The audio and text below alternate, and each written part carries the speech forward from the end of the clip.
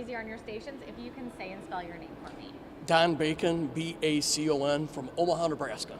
Perfect. And so what are your thoughts on what just happened? I think it was a terrible day for America, the Congress, and for the Republicans. We had 8 Republicans voted with 100% of all the Democrats, voted from their side of the aisle, spoke on their side of the aisle to remove Speaker McCarthy. It's a vote for chaos. It's a vote that means we're not solving spending bills, our farm bill, all the other things we need to be working on. The broken border, that's going to go on hold. It makes us weaker in Russia's eyes and China's eyes. So yeah, I'm mad. It was a terrible vote, and 8 of these folks voted with the Democrats to weaken our country and our party. So right now, as you were mentioning, your hands are kind of tied until there's a new speaker. Yep. What's next for you guys? Well, we're going to get 218 votes for a speaker. And, I was just talking to some other media about this. The bottom line is we have 8 folks in a 4-seat majority that don't really want to be part of the majority, right? And so I think it's a fool's errand to try to get 218 votes with these 8 people, because even if you got 218, in a month they'll do this again. The only way forward, I believe, is we're going to have to do it in a more bipartisan way, and working across the. You got to anyway, because you have a Democrat Senate. I think you can't count on these 8, so therefore you need to make them irrelevant. And the only way to do that is in a more bipartisan spirit, which means you got to negotiate on rules, like in committee ratios and all those kinds of things. I'm one person out of 435. I see it clear as day, though.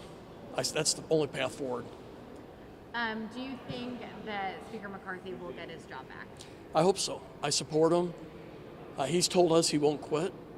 And he has about 200 of us, or 210 of us, somewhere in there, that will always support him if his name is there. He has worked for a decade to get us the majority. And he built a foundation that we could take back the House, last November.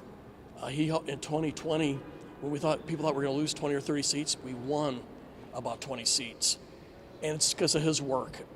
And so the reason we have a majority day, in the last 2 election cycles, the only areas that Republicans won in the whole country, to include the president, the Senate, the House, governors' races in state houses, state legislatures, the only Republican wins for 2 cycles was in the U.S. House of Representatives with him at the lead. So this was so crazily dumb by 8 people to go after the quarterback or the coach that has delivered victory the last two cycles. Is there still a place for these 8 in your caucus? I don't know. I'm not feeling very merciful right now, but there is not a place for Matt Gaetz. And is this partially on Leader McCarthy for giving up too much in that initial vote in January? Yeah, I don't want to blame him. I've always thought, though, I learned in January, you're not going to get 218 or keep 218 by the things that were said and done by, there's really a hardcore 5, but today it was 8. So it's a small number, but we have a 4-seat majority.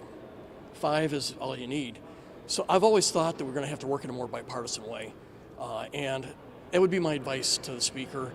To move forward, we got to move past these 8 and figure out a way to, and we got to govern differently, bottom line. Perfect. Anything else you'd like No. to add? All right. Thanks so much for your time. It's probably too blunt.